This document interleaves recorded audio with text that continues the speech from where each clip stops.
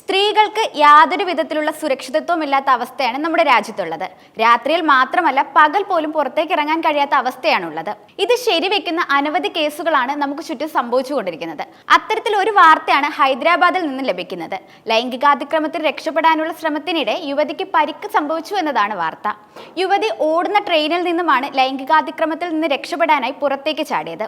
23-കാരിയായ യുവതിക്കാണ് ഗുരുതരമായി പരിക്കേറ്റിട്ടുള്ളത്. ഹൈദരാബാദിന് സമീപം കൊമ്പള്ളിയിൽ ശനിയാഴ്ച രാത്രി 8:15 സംഭവത്തിൽ റെയിൽവേ പോലീസ് അന്വേഷണം ആരംഭിച്ചിട്ടുണ്ട്.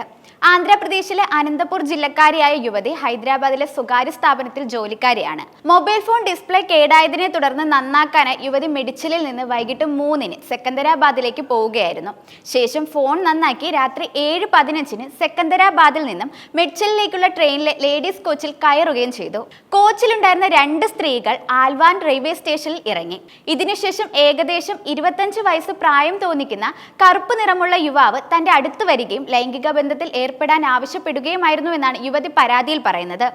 യുവതി ഇതിനെ എതിർത്തപ്പോൾ യുവാവ് ബലമായി ആക്രമിക്കാൻ ശ്രമിക്കുകയും ഇതേ തുടർന്ന് രക്ഷപ്പെടാനായി യുവതി ഓടുന്ന ട്രെയിനിൽ നിന്ന് പുറത്തേക്ക് ചാടുകയുമായിരുന്നു. യുവതിക്ക് തലയിലും താടിയിലും വലതു കൈയിലും അരക്കെട്ടിലും ഗുരുതരമായി പരിക്കുണ്ട്. വഴിയാത്രക്കാരനാണ് പരിക്കേറ്റ യുവതിയെ കണ്ട് ഉടൻ ആശുപത്രിയിൽ എത്തിച്ചത്. ആക്രമിക്കാൻ ശ്രമിച്ചയാളെ വീണ്ടും കണ്ടാൽ തിരിച്ചറിയാൻ കഴിയുമെന്ന് യുവതി പോലീസിനോട് പറഞ്ഞിട്ടുണ്ട്. ട്രെയിനിൽ ലേഡീസ് കമ്പാർട്ട്മെന്റ് തിരഞ്ഞെടുക്കുന്നത് തന്നെ ഇത്തരത്തിലുള്ള ശല്യങ്ങളിൽ നിന്ന് ഒഴിയാൻ വേണ്ടിയിട്ടാണ്.